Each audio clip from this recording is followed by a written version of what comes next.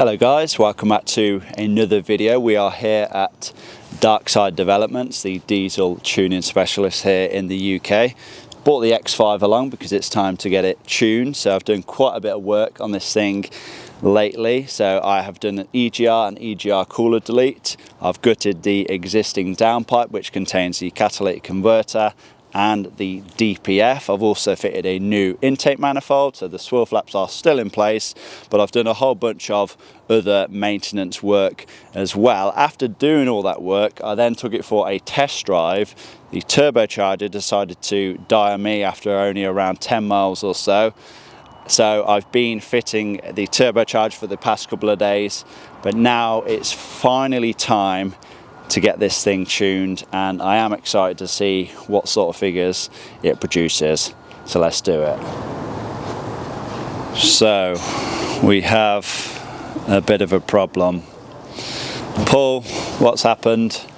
Basically the turbo is passing quite a lot of oil on the exhaust side, which basically results in that lovely mess. And this was first noticed on the initial test drive, wasn't it? Yes. Because before the car actually gets tuned, it goes for a we take it up the road, make sure everything's all right before we put it on dyno or do anything else with it. Which only started sort of doing this when it came on to like full load. So if you drove it steady, you probably never know.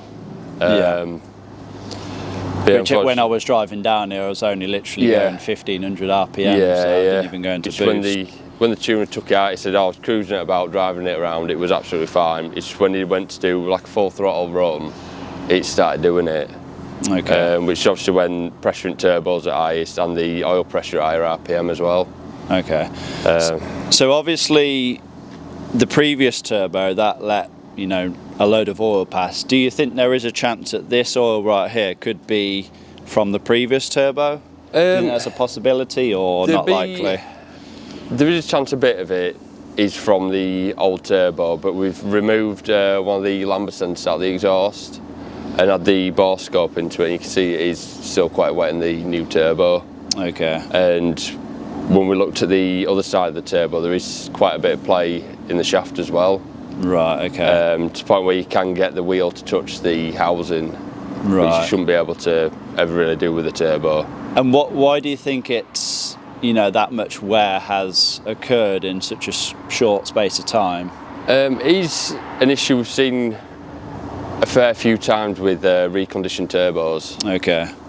It's why we generally don't have anything to do with them. We either sell a brand new genuine turbo either from Garrett, Borg Warner or the dealer.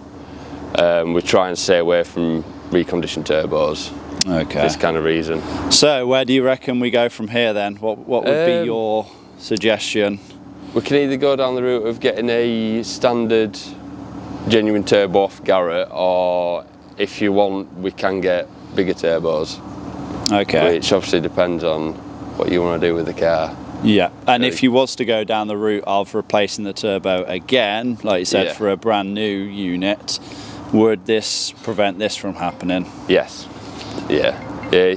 We get very little issues with sort of genuine turbos. I've fitted sort of hundreds of years, and like I say, in the past sort of 10 years I've been doing this, there's probably only been one, maybe two, that's ever given us issues. Okay. Right, should I be okay to drive this home like this? Or is the turbo just going to explode? It's one of the things generally, because we know there's an issue with the car, we wouldn't generally recommend you drive it for like long periods, but given sort of what the tuners have said, if you drive it steady and makes it doesn't smoke so while you're driving it, so sort of part throttle, you should be alright with it. Okay. It's just if it starts piling smoke out, I'll probably just keep an eye on the oil level. Yeah. More than out else.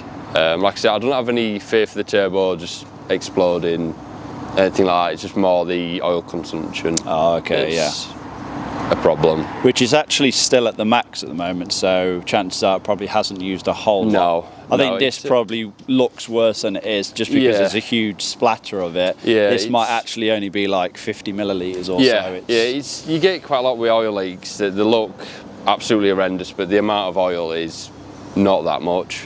Yeah. But yeah, just like I said, just keep an eye on the oil level and just try and keep away from thrashing it.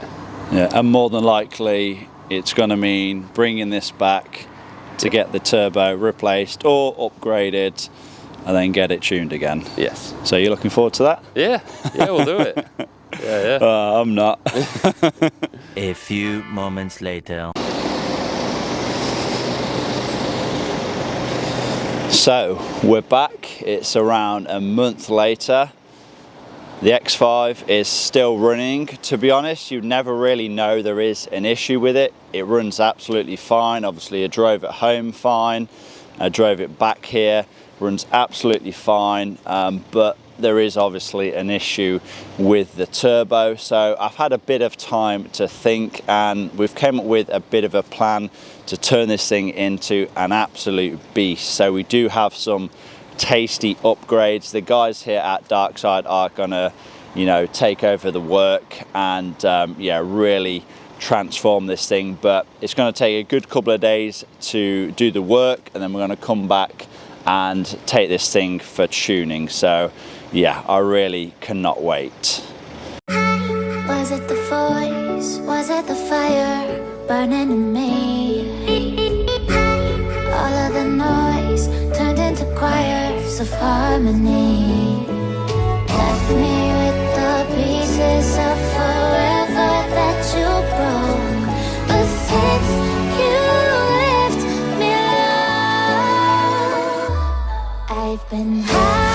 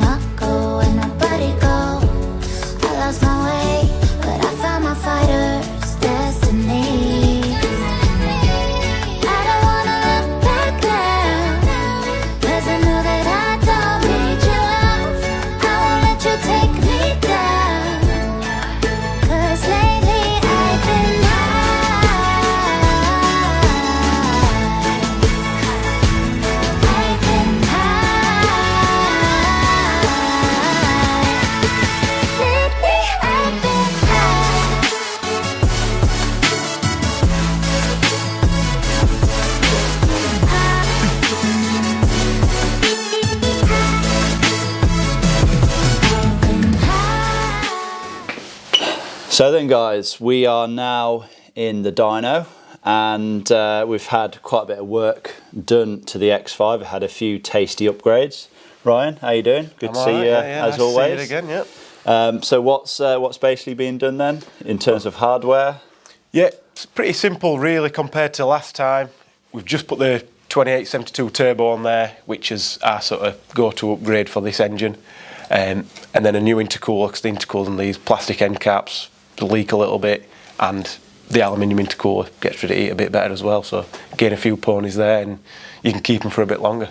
Yeah. So would you say it's if you was to keep the standard intercooler, would you sort of be, pushing it to its limit, so to speak? I think, yeah, I'd say so. Generally, we with these you sort of get 2 or 3 pulls on the dyno, and then you have to wait 20 minutes for it to cool down. Right, and on the road you might get 2 or 3 pulls, and then it's just heat soaked and don't want to go away. Yeah, and obviously with the fact that the previous turbo sort of didn't last too long, and it's full. It was then the intake was full of oil, the intercooler was full of oil. We just opted to swap it out, didn't we? If you're paying labour to clean something, you might as well upgrade it if there's an upgrade path there. So exactly that, and obviously we've already, I've already done the deletes, the EGR cooler delete, the CAT, the DPF, that's been hollowed out, so we're pretty much all good with that, aren't we? Yeah, that's sort of the spec. You said you've left swirl flaps on, which I don't agree with your philosophy. It's got a new intake manifold. Don't worry about the swirl flaps. I think the main cause for them failing is the carbon build-up. Yeah, definitely. It seems to be on every car. But we've just been literally having a discussion off camera with Danny, one of the other lads, and we're on about everybody always goes, leave them in, there's no problems. And we've even had a B47 drop swirl flaps in just on the dyno over day and kill engine. So yeah, they definitely do fail. I'm not saying they don't fail, so just keep an eye on them, basically. Yeah, exactly that, yeah. But then when it comes to the tuning side of things, how are we looking? We're here, we're good. We're at the limit of the injectors. These TU2 engines, they've got sort of a unique injector in them, so the upgrade path on these is not very simple. We have got an upgrade for them, but it's not released yet. We should sort it out. It's been probably, we should have released it 2 years ago. Right. But yeah, we're on the limit of the injector now. If we had fuel, if we had rail pressure, if we had timing, it just gets a bit hotter to make any more power. So we sort of dialed it. We've gone up and then dialed it back to where everything's at its happiest medium. So 336 horsepower and about 570 pounds-feet of torque, something like that, which is good. Quite a good wedge, yeah. The other thing that we did do, obviously, it got cut short last time with a standard turbo on. Yeah. I think Danny said it blew up, which I think were probably not the description. It just started leaking oil from exhaust. Yeah. I mean, I managed to drive it home, managed to drive it back here, and it was absolutely fine. Now, you wouldn't notice there was any issue, but visually there was obviously a lot of play in the shaft and that. So yeah. So it's just one of them things. But obviously, what we normally do is dyno it before and after. But luckily, we do a lot of cars, so I've managed to find, or at least Matisse has. So that's what standard you should expect. I think these are 225, is it this 235, one? 235. Yeah, so 232 is what they do, and just less than 400 pounds of torque. And then we wanted our tunes on, the last car we did like this, 285. That's on the standard turbo, Standard turbo, standard hardware, pretty much. The other cars might have had some deletes, whatever, but more than likely just standard hardware. And then we just have a 500, 520 pounds-feet of torque. So if you look at the bottom end there, which I don't know if it'd be easy to put your graph up, but you're only sort of losing out below 2,000, 2,100 RPM with a big turbo. Okay. It's not like you've lost loads of torque everywhere and then you've got 1,000 RPM at the top. Right. You'll never notice it's got a bigger turbo on as far as low end response. Okay, yeah, that's good. That's the main thing really that I was concerned about. I didn't want it to have to get to like 2,500, 3,000 RPM before it that's the thing. The BMW engines are really good at spooling turbos. They always seem to be. Even the 4-cylinders, we seem to put a big turbo on them and you just get loads of torque and away you go, whereas a Volkswagen, I think some of it we've talked about with everything. The ECU strategies in every car is totally different. Yeah. You're always fighting against them. Sometimes they just work. BMWs generally work a lot better than VAG stuff. Right, okay. Our tuning life would have been easier if we'd have only done BMWs at the start, for definite. Yeah. A lot easier to work on. Yeah, but it's, in terms of the figures that it's produced, it's looking healthy. You haven't noticed any issues with anything? No, that's what we'd expect. I think our sort of race car had this engine in with this turbo, and we always sort of got up to them sort of figures. Is that the one that blew up at 10,000 RPM? Yeah, that when it melted the piston. Yeah, and that's purely because of an inherent design issue with the M57 engine. Yeah. This water's only going to the sort of first 4 cylinders. Right, okay. The rear 2 cylinders are open for sort of a loop to the water to take a loop inside when there's not really. It's channels, but not pipes, if you get what I mean. So it's not. So you get them back 2 cylinders hot. And it just keeps getting hotter and hotter and hotter. Okay. So not a problem on a road car, never blown a road car up, but literally 3 or 4 laps at Silverstone with this sort of power and away you go. We've done probably 2 or 3 engines doing that. Oh, wow. Knowing that we had that problem, we're just like, it'd be right for this race, and it's not. Yeah. But anyway, that's race car problems, not road car problems. Yeah. But yeah, this is good. It's doing the power, doing the torque, doing what we need it to do. Obviously, it makes no difference what this is. If when you take it out on the road, it's terrible. So I think that's next job for you, isn't it? It is, yeah. It's going to be, I mean, even on the standard map, it don't feel slow. It's a big, heavy car, but it doesn't feel slow. And add in another 100 plus horsepower, that is going to transform the car, isn't it? Because it's not just a standard remap either. No, it's fully custom. Obviously, you can get 90% there just whacking a tune on. Yeah. But when you're changing hardware and you're wanting a specific purpose, like if you said you were towing with this, we'd have to do things a little bit differently. Yeah. Because the other thing with the BMWs as well, the strategies for the heat management, so when the exhaust temperatures get high, which doesn't mean your coolant's getting high or your oil's getting high, it could just be literally you put your foot down exhaust temperatures climb. Okay. The strategies in a BMW were quite simple. So Right. it doesn't pull the power back, but that means if you're towing and you're sat there going up an hill in the Alps somewhere, Yeah. you could start melting stuff. And the ECU's Okay. not really trying to do anything to stop it, whereas like a Right. VAG group car, that's the first thing it goes to, straight to exhaust temperatures, and it pulls everything back. So Okay. how we tune VAGs is different to BMWs, basically. Right. Okay. Okay. So when it comes to the tuning side of things, which cars do you specialise in? I know you did mention in the last video. Yeah. You want to go over that again? Yeah, we do. All Volkswagen, Audi, Seat, Skoda group stuff, so that includes like the Bentley diesels, Porsche diesels, it's just a Volkswagen engine. Yeah. And then pretty much every BMW, so that includes Mini and whatever else. We struggle a little bit sometimes on the diagnostics, with like Mitsubishi's have a Volkswagen engine in and stuff like Right, that. okay. They use a totally different diagnostics protocol, so Yeah. we generally just say we don't do them. We get a lot of people wanting them, but yeah, basically if it's got a Volkswagen or a BMW diesel engine in it, we'll work on it. Okay. That's the Cool. general idea. Nice one. I guess next thing then is to take this thing out on the road and see how it performs. Yeah, sweet. Hopefully it's as good as the dyno figures look, because it'll be an hell of a lot quicker now. Yeah, let's do it. Okay then, so we're done. The X5 has been for a bit of a road test and it passed. Everything seems to be fine.